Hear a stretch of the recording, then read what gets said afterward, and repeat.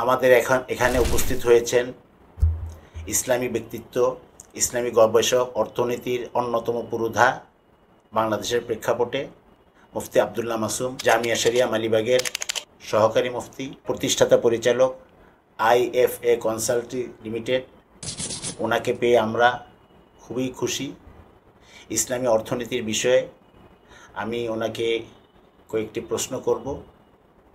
সর্বপ্রথম আমি ওনার কাছে জানতে চাই ইসলামী অর্থনীতি কি,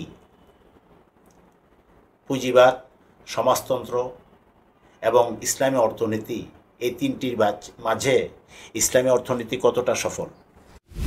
ইসলামী অর্থনীতির সাথে পুঁজিবাদ এবং সমাজতন্ত্রের মূল পার্থক্যটা একেবারে মূল কথাটি যদি আমরা সংক্ষেপে বলতে চাই, ইসলামী অর্থনীতি সবসময় একটি সম্পদ ভিত্তিক অর্থ ব্যবস্থাকে প্রতিনিধিত্ব করে, যেখানে বাস্তব সম্পদ থাকবে, সম্পদ কেন্দ্রিক অর্থনৈতিক কার্যক্রম গড়ে উঠবে।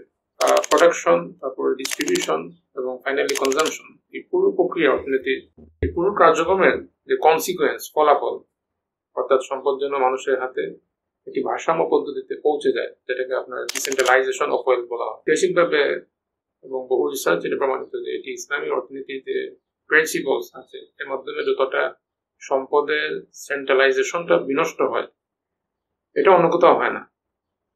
বর্তমান যে পুঁজিবাদ সমাজতন্ত্র অনেকটাই এখন ইতিহাসের পাতায় স্থান নিয়েছে।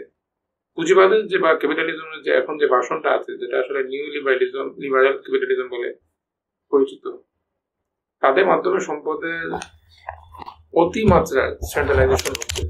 আমি মনে করি সংক্ষেপে ইন আওয়ার্ড, ইসলামী অর্থনীতির প্রাসঙ্গিকতা, যৌক্তিকতা এবং তার যে রেশনালিটি, এটা হলো যে এর মাধ্যমে সম্পদের ভারসাম্য বন্টন ব্যবস্থা নিশ্চিত হয়, যেটি পুঁজিবাদ নেই। এটাই ইসলামী অর্থনীতির বর্তমান প্রেক্ষাপটে সবচেয়ে গুরুত্বপূর্ণ দিক।